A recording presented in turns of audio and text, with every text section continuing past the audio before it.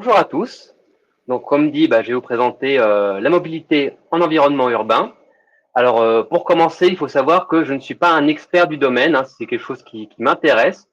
Donc, je vous invite à avoir du recul, à poser vos questions, à interagir dans le chat, puisque je peux dire des bêtises, mais je vais essayer d'être le plus clair possible. Donc, en fait, la question qui se pose, c'est est-ce qu'on aura une mobilité différente demain? Donc aujourd'hui, on le sait, on a une mobilité qui est basée autour de la voiture, on a des feux rouges, on a des grands ensembles commerciaux, etc. Et donc l'idée, c'est comment on peut aménager nos villes pour que tout le monde puisse se déplacer de manière simple, efficace et pas chère. Donc, on a un expert dans le chat, donc n'hésite pas à interagir hein, si tu veux ajouter des choses pendant, il n'y a aucun souci. Hein.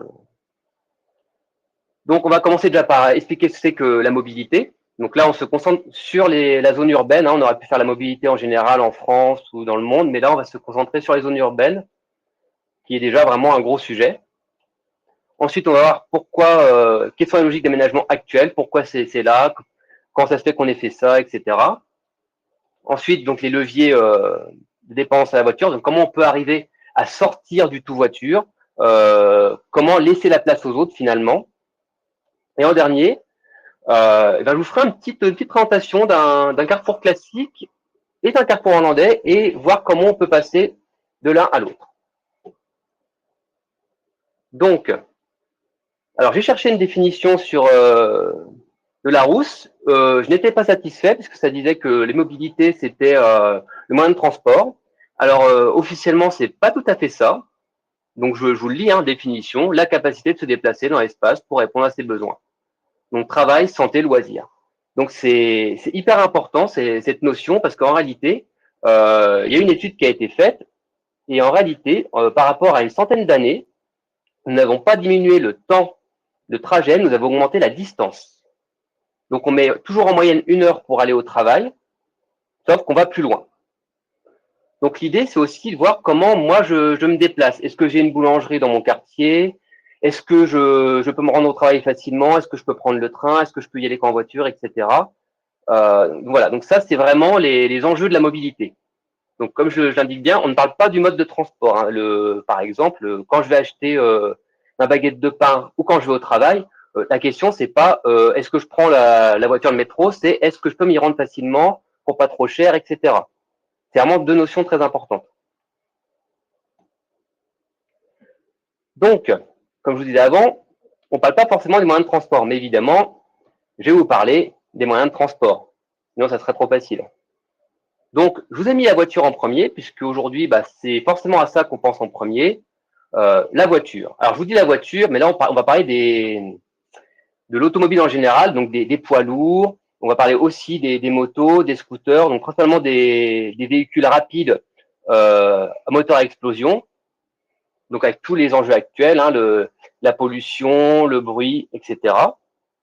Donc ça, c'est la première mobilité, donc celle auquel on pense en premier. C'est un moyen de transport quand même qui est extrêmement utile. Alors, nos jambes, exactement, c'est une forme de mobilité urbaine. Donc j'y viens après, Vivien. Donc ensuite, on a bien évidemment, donc ça c'est mon mode de transport préféré, mais bon, ça ne tient qu'à moi, sont les cycles et les EDP, j'aurais dû mettre entre parenthèses M. Donc là, on parle vraiment du vélo, vélo électrique, trottinette, gyroscope. Donc ça, c'est les moyens de transport qu'on voit de plus en plus. Donc on a tout un tas de formes, hein, les vélos à 3 roues, les vélos allongés, etc. Donc ça, c'est vraiment la mobilité douce par excellence comme on la voit aujourd'hui. Ensuite, donc un moyen très très important, les transports publics. Alors ça, c'est même ce qui a été mis en place en premier, on va dire, à Paris, c'était les couloirs de bus. Et vraiment, très important, les bus, les tramways, l'accessibilité aux trains. Ça, les transports publics, c'est un enjeu majeur dans la mobilité. On n'y pense pas forcément, mais vraiment, c'est le point très important. Toutes les villes avaient supprimé leurs tramways pour remettre des tramways. Donc, c'est vraiment un enjeu très important pour tout le monde, surtout pour les classes populaires qui n'ont pas forcément les moyens de financer justement une voiture, un taxi ou autre. Ensuite, donc comme dit précédemment, les piétons, et oui, effectivement, les piétons, c'est aussi une mobilité, sachant que à Paris, la plus grosse mobilité, c'est les piétons, ça représente plus de 50% des déplacements. Donc là, on pense vraiment aux piétons classiques, hein, c'est la personne qui peut se déplacer facilement en ville à pied. Donc c'est pour ça que je vais arriver après sur les mobilités inclusives. Mais avant, les mobilités partagées. Et là, justement, je vous ai mis un petit icône, là, le petit losange. Alors, je ne sais pas si vous l'avez déjà vu, ce losange. C'est un panneau qui est très, très récent. Donc, là, dans le chat, je ne sais pas si vous voulez intervenir ou non, mais je vous invite à me dire si oui ou non vous l'avez rencontré. En tout cas, ce panneau, c'est les mobilités partagées, c'est les voies de covoiturage ou de taxi ou de transport, on va dire collectif. L'idée, c'est vraiment d'inciter les gens à utiliser justement un véhicule comme une automobile pour justement partager un transport. Puisqu'une voiture a généralement entre 4 et 5 places, voire plus si on a des vannes, etc. Donc l'idée, c'est vraiment de remplir la voiture, vu que actuellement, la stat, c'est quand les gens qui font des déplacements, la moyenne, je crois que c'est 1,8 passagers par voiture. Alors, la stat à voir en tout cas. Et enfin, une stat qu'on oublie très très souvent et pour moi qui est primordiale, la mobilité inclusive. En effet, les rues, tout ça en France, ce n'est pas fait pour les personnes avec un handicap. Les personnes à mobilité réduite, les personnes malvoyantes, c'est vraiment c'est un enfer. Je ne sais pas si vous voyez au niveau des trottoirs, les vagues que ça fait. Enfin, c'est ou les trottoirs étroits. Enfin, c'est vraiment une catastrophe. C'est une mobilité qui est complètement oubliée, mais qui devrait vraiment être mise en avant, j'espère, dans les années à venir. Même le fait d'avoir un petit mont de charge au niveau près d'une gare, c'est toujours un petit plus. Donc ça, j'espère vraiment qu'à terme, les mobilités inclusives vont vraiment être inclus dans les plans d'urbanisme. Voilà. Donc, après avoir présenté tout ça, ce qu'il faut savoir, c'est quel est le but. Parce que finalement, on a des infrastructures qui sont partout. On peut se rendre en voiture quasiment partout. Vous avez quasiment tous une rue en bas de chez vous. En fait, donc, quel est l'enjeu? Alors, en premier, et c'est aussi pour ça qu'on fait souvent les comètes green, c'est les enjeux environnementaux. Et oui, la voiture, ça pollue. Donc forcément, gaz à effet de serre, le réchauffement climatique, j'ai plus la stat en tête, mais ça représente quand même énormément d'émissions de CO2. Plus bien sûr les particules de pollution qui sont aussi très mauvais pour la santé. Ensuite, il y a aussi un truc qu'on oublie souvent. Moi, je m'en suis rendu compte en allant dans des villes justement où il y avait moins de voitures qu'à Amsterdam, le bruit. Je ne sais pas si vous avez déjà été habité près d'un grand boulevard, mais je vous assure que c'est au niveau bruit, c'est épouvantable, c'est pas bon pour votre santé, etc. Ensuite, ce qui est très important aussi, c'est les enjeux sociaux. Donc, les enjeux sociaux, on parlait juste avant des transports en commun. Et c'est très très important parce que beaucoup de gens n'ont pas les moyens de financer une voiture ou de se déplacer facilement. Donc l'idée, c'est vraiment d'avoir de plus en plus de transports pour pouvoir justement permettre aux gens de se déplacer. Comme on dit, zone peu desservie, par exemple, vous êtes à la campagne, il n'y a pas vraiment de pistes cyclables pour se déplacer d'une ville à une autre, ou de train, ou de RER. Donc forcément, vous êtes piégé avec la voiture. Donc, il y a une précarité de mobilité. Ensuite, alors ça a toujours été un enjeu, et ça, c'est un enjeu qui est assez vieux, c'est le fonctionnel, puisque la congestion, ça ne date pas de la voiture, ça datait déjà à Paris au niveau des calèches, qui ne tenaient plus, donc c'est aussi pour ça qu'il y a eu les boulevards d'Haussmann, parce que justement, il fallait de la place. Sauf que entre-temps, on a continué à avoir de la voiture, donc on a toujours énormément de congestion, des conflits d'usage, hein, parce que forcément, qui dit beaucoup de voitures, dit des accidents, des points de conflit, etc. Et bien sûr, l'insécurité routière, parce que dès que vous êtes quelque part, en tant que piéton, par exemple, on vous a tous appris à regarder à droite et à gauche avant de traverser. C'est-à-dire que la voiture est là et il faut faire attention, elle est bien présente. Ensuite, comme je disais juste avant, sanitaire et culturel, évidemment, puisque comme je dis le bruit, ça crée du stress, surtout si vous voulez dormir à côté. Sédentarité, évidemment, les gens vont principalement au travail en voiture, donc c'est un moment où vous n'allez pas marcher, vous n'allez pas faire d'activité physique. Donc forcément, si en plus vous avez un emploi de bureau, bah, vous êtes vraiment très, très sédentaire à cause de la voiture. Donc ça, c'est aussi un des enjeux principaux. Donc, pour comprendre tout ça, il faut savoir d'où on vient et pourquoi le tout voiture, eh ben, ça peut devenir un problème. Donc là, je vous ai mis quelques photos de Paris, donc comme quoi ça ne date pas d'hier. Hein. Donc, les stats que j'ai trouvées, alors elles sont à prendre avec des pincettes, hein, c'est des estimations. Ça ne veut pas dire grand-chose, mais quelque chose qu'on oublie souvent au niveau de la voiture, c'est la prise de l'espace public. En réalité, au niveau du stationnement, il y a énormément de place qui est prise par les voitures. Je sais pas si vous regardez autour de vous, là, vous voyez les images. C'est tout ça, ça pourrait être des parcs, ça pourrait être des aménagements cyclables, ça pourrait être d'autres choses. Et là, vous avez vraiment des pans entiers d'automobiles. Deuxièmement, et ça, c'est un enjeu très important aussi, c'est un enjeu qui est vraiment aussi économique, ce qu'on oublie souvent, c'est la voirie.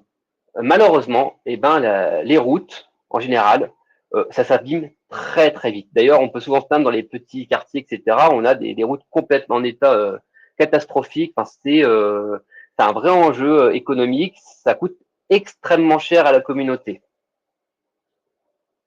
Et ensuite, là aussi où c'est problématique, c'est la sécurité routière. Même s'il y a eu des gros progrès de fait, on a toujours 3432 morts en 2024. On n'est pas compté aussi les blessés, mais c'est aussi un enjeu majeur de sécuriser notre espace à tous. Donc, comment on en est arrivé là? Alors, ce qui se passe, c'est que on était en pleine après-guerre et il a fallu reconstruire. Et l'après-guerre, bah, c'est le boom économique, c'est le baby boom. Il y a l'automobile qui apparaît. Il faut tout construire, tout reconstruire. Donc, on arrive à une nouvelle logique qui veut que, comme à l'américaine, où on sépare les quartiers, zone résidentielle, zone commerciale, zone industrielle. Donc, forcément, qui demande des déplacements beaucoup plus loin. Je ne sais pas si vous avez déjà joué à des jeux vidéo comme SimCity ou City Skyline, et vous voyez bien cet aspect de zone avec des routes. Donc, on est vraiment passé sur ce modèle. Donc forcément, avec ce modèle, on crée des grandes surfaces à les périphéries des villes. C'est le modèle pavillonnaire où les gens ont tout leur pavillon à l'extérieur des villes en banlieue. C'est le moment où justement il y a une voiture pour deux ménages. Alors aujourd'hui, je crois même qu'on est presque à deux voitures par ménage ou quelque chose comme ça. Hein. Je crois que vraiment quasiment tout adulte aujourd'hui, une grande partie des adultes ont une voiture. Donc ensuite, voilà, l'idée c'est de pouvoir se déplacer partout en voiture. Vous voyez les périphéries, c'est du parking, du bitume, des routes, des voies rapides. La personne qui doit faire ses courses, c'est pas le petit commerce de quartier, c'est pas l'épicerie de quartier, c'est le grand hypermarché qu'on a en périphérie. On n'est pas au niveau des Walmart des États-Unis, mais on en est quand même pas loin. Ensuite, bah forcément, comme on pense au tout voiture, bah ça devient le modèle de base. Et forcément, bah je veux faire quelque chose, bah, j'y vais en voiture. On en vient à des gens qui, pour faire 2 kilomètres, prennent leur voiture pour aller au travail. Et ça, c'est une stat qui est énorme. Hein. C'est vraiment quelque chose qu'on pourrait faire à pied en 20 minutes, on le fait en voiture, même des fois dans les bouchons. Il y a des gens qui vont moins vite en voiture qu'à pied, mais qui le font quand même. Donc ensuite, bah forcément, bah tout ça c'est lié. Hein, le Corbusier, les installations, les grands ensembles, etc. Tout est basé là-dessus. C'est vraiment, on a construit on va dire les 60 dernières années comme ça. Hein. Je lis le chat en même temps. Hein. Alors, ce que dit Vivien est très intéressant. On a moins besoin de véhicules en ville plutôt qu'à la campagne. Alors, c'est vrai aujourd'hui, justement, le fait d'avoir de tout voiture dans les années 80, c'était compliqué aussi. Parce qu'il y a eu des grosses évolutions. C'est-à-dire que au début des villes, bah, on a eu des tramways qui sont installés, on a des pistes cyclables, mais au début, c'était des voies de voitures partout, des grands boulevards, avec un trottoir qui faisait à peine la place de une ou deux personnes. Donc, mais oui, à la campagne, il y a un vrai manque aussi hein, au niveau des pistes cyclables, etc. Ça c'est une évidence. Donc, évidemment, après avoir fait ce constat, qu'est-ce qu'on fait? Alors l'idée, c'est l'idée de la pyramide inversée. On passe du la voiture est la plus importante, la voiture est la moins importante. Donc dans cette pyramide, on met bien entendu le piéton en haut de la liste. Derrière le piéton, comme je disais au début, avec les mobilités inclusives. Donc là, vous voyez bien personnes âgées, handicapés, malvoyants, enfants aussi, très important. Ensuite, alors vélo, mais on pourrait parler aussi des EDP, hein, les véhicules, hein, comme je dis, les vélos, les gyros transports, etc. Et ainsi de suite. Donc, ça se traduit comment? Donc déjà, j'en parle depuis tout à l'heure, mais évidemment, des trottoirs élargis. Donc on parle de trottoirs élargis, mais aussi des trottoirs finalement qui n'ont plus la pente là pour faire rentrer les véhicules. Je sais pas si vous voyez la nuance. Chez nous en France, on a tendance à abaisser le trottoir pour pouvoir faire rentrer quelqu'un dans son garage. Dans certains pays comme la Suède, les Pays-Bas, en fait, on fait une sorte de petit monticule pour que la voiture monte sur le trottoir. Comme ça permet justement aux personnes à mobilité réduite, de pouvoir justement avoir le trottoir plat et pouvoir avancer tranquillement et pas faire du tout voiture. Ensuite, quelque chose qui s'est fait il y a quelques années, principalement dans toutes les villes, et qui a commencé à Paris, c'est les couloirs de bus dédiés. Donc ça, c'est très très important. Ça permet vraiment d'avoir vraiment un réseau de bus logique, dédié, qui permet aux populations de se déplacer beaucoup plus facilement. Ensuite aussi, un des enjeux majeurs et qui est en place actuellement, c'est des pistes cyclables continues.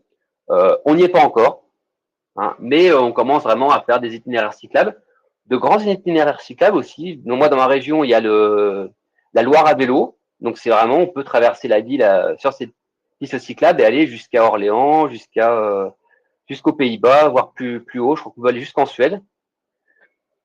Donc ça, c'est des aménagements qui sont récents, mais qui sont très importants. Ensuite, quelque chose qu'on voit pas encore beaucoup en France, c'est les zones de rencontre piétonnes, où justement on peut avoir vraiment des zones partagées avec les piétons, avec les vélos, etc., de manière apaisée, tout en gardant toujours l'idée que le piéton est prioritaire, c'est son espace. Je vois que Frédéric a linké une grosse partie de mes sources, qui est Altisplay. Je vous invite vraiment à aller voir cette chaîne. Hein. Et ensuite, donc le point le plus litigieux, c'est actuellement ce qui fait le plus débat, c'est la suppression de voies de circulation. Et en effet, ce point-là est compliqué parce que, après avoir fait du tout voiture, il faut bien comprendre que la majorité de l'espace public est pris par les voies de stationnement et par les voiries. Ce qui fait que quand on enlève une voie, forcément, on va avoir des tensions des usagers parce qu'ils ne comprennent pas qu'on ait une voie en moins. Pour faire un peu paraphraser, c'est quand vous avez une partie de la population qui a toujours eu le pouvoir et qui a toujours tout eu sans rien demander, que d'un seul coup, l'autre partie commence à demander des droits ou à être respectée, forcément, ça crée des tensions. Donc l'idée, c'est qu'évidemment, tout ça, ça sort pas de nulle part, il y a des essais. Donc j'ai mis ce qui fonctionne. Donc on a principalement des pays du Nord, hein, donc Pays-Bas, Danemark, Suède, Allemagne. Donc ça, c'est vraiment des pays qui ont vraiment mis en avant la mobilité douce avec priorité piéton et vélo et qui travaillent vraiment sur les aménagements. Pour information, un conducteur des Pays-Bas n'est pas plus respectueux du code de la route qu'un utilisateur en France. C'est juste qu'ils ont des aménagements mieux pensés, donc il y a plus de logique, donc il y a moins de conflits. Donc comme je disais juste avant, des solutions concrètes, il y en a. Donc forcément, on a l'exemple d'Utrecht qui est souvent cité, où en gros, ils ont fait un énorme chantier pour augmenter la part du vélo. Donc là, aujourd'hui, on a plus de 50% de vélos en termes de mobilité. Donc c'est vraiment un très très haut réseau de cyclables. Mais il a fallu faire des choix politiques et aménager la ville. Mais c'est vraiment l'exemple qu'on va donner principalement Utrecht. Ensuite, on a forcément les mobilités partagées. Donc ça se met un petit peu en place en France. Covoiturage, forcément, c'est quelque chose qui se met un petit peu en place. C'est plutôt des adeptes. Hein. On a Blablacar, par exemple, mais c'est vrai que c'est un peu un site d'habitués. Autopartage, ça ne se voit pas tant que ça. Free floating, les villes commencent à en mettre pas mal. Hein, ça a remplacé les Vélib. Donc ça se met en place, c'est utilisé, hein, ça marche mieux que Vélib a priori.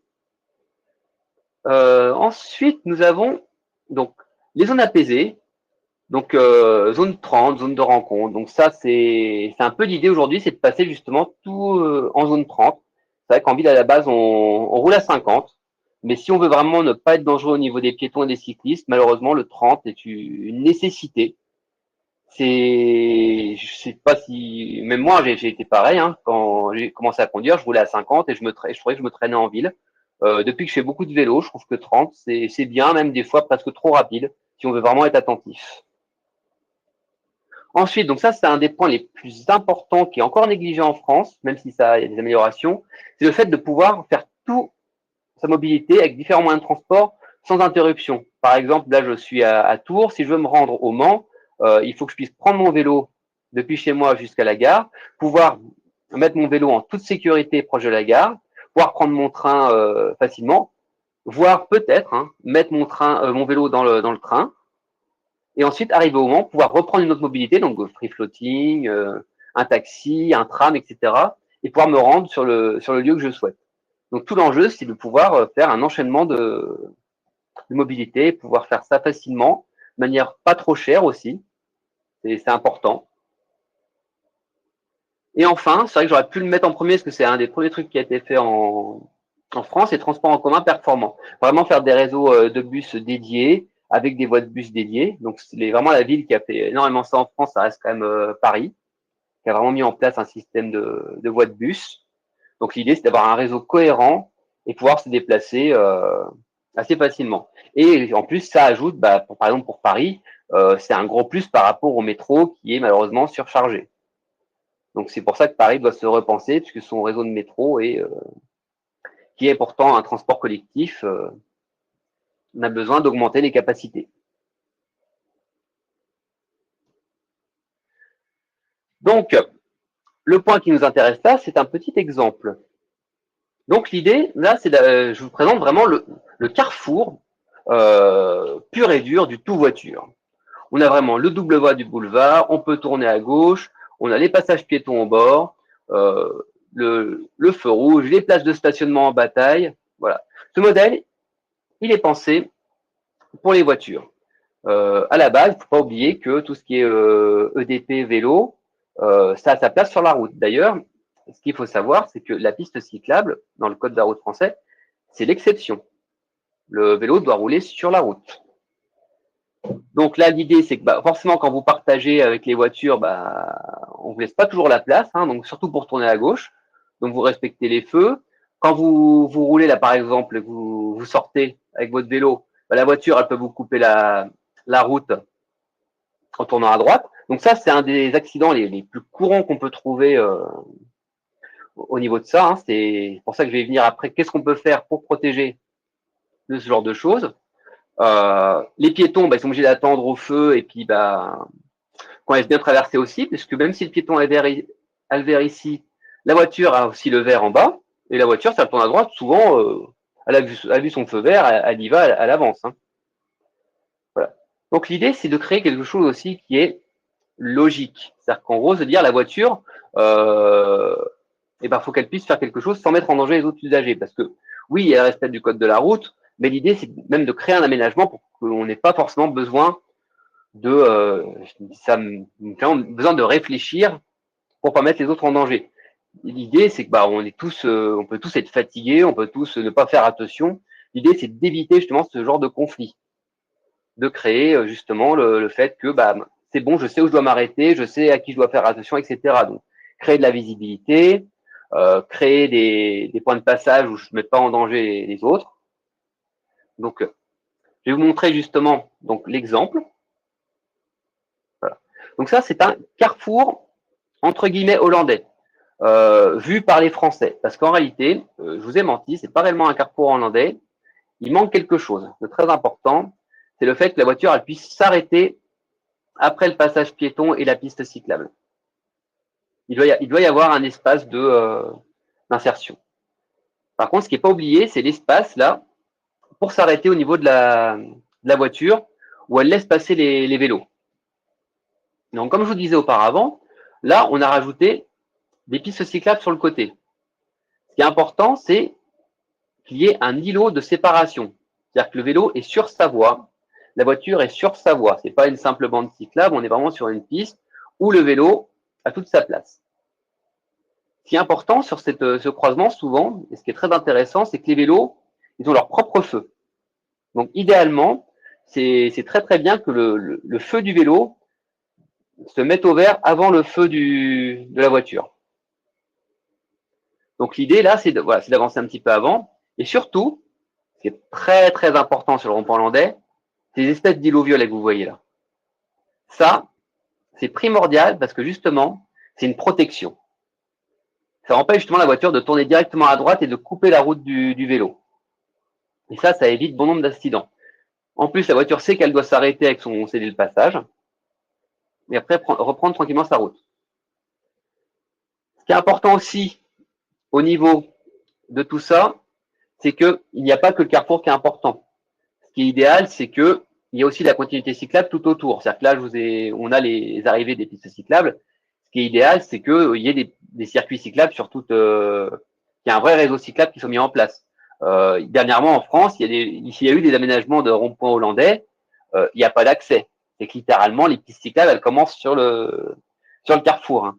J'ai plus l'exemple en tête de la ville qui a fait ça, mais en tout cas, c'est des choses qui se font. Il y a aussi des choses qui se font, c'est qu'on fait un peu un entre-deux. On va mettre des pistes cyclables autour du rond-point, donc ici, avant le passage piéton, et qui fait tout le tour. Donc c'est déjà plus sécurisé, parce que généralement on met des dodanes pour justement faire ralentir. C'est plus sécurisant, mais il faut que la voiture ait envie de s'arrêter aussi. Ce n'est pas toujours le cas.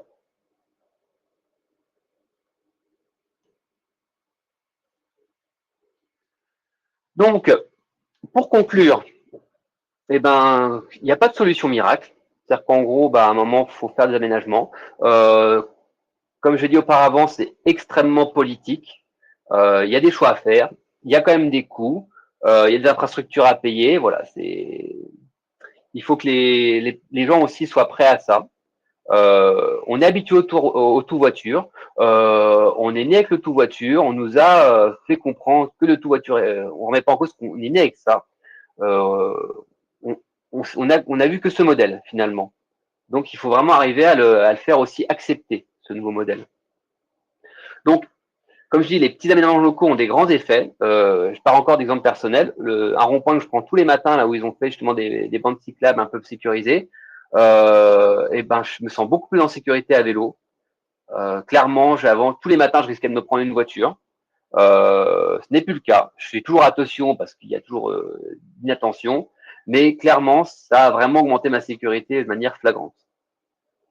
Voilà. Et le point le plus important, là je pense vraiment aux mobilités inclusive, on repense l'espace public pour repenser la ville pour tous. Parce que oui, c'est vraiment pouvoir qu'une personne puisse se déplacer en fauteuil roulant avec une poussette facilement et pouvoir aller où il veut facilement, c'est quand même hyper important. Et surtout, c'est dommage de toujours devoir prendre la voiture. On a souvent l'exemple, qu'est-ce que je fais si je dois acheter un meuble et le ramener chez moi? On n'emmène pas toujours des meubles chez soi tous les jours. Donc l'idée, c'est de pouvoir vraiment expliquer aux gens, regardez, vous pouvez aller là sans avoir besoin de vous garer. Vous pouvez garer votre vélo en toute sécurité. Vous avez accès à la gare. Vous pouvez louer un vélo, etc. avec des tarifs préférentiels, etc. Donc, il y a plein de solutions. Il faut qu'elles soient adaptées à chaque endroit. Il y a énormément de réflexions. Donc, ça, c'est un gros sujet dont on pourrait parler pendant des heures. Et l'idée, c'est ça. C'est des enjeux sociaux. Et comment on y arrive, comment on évolue vers ça.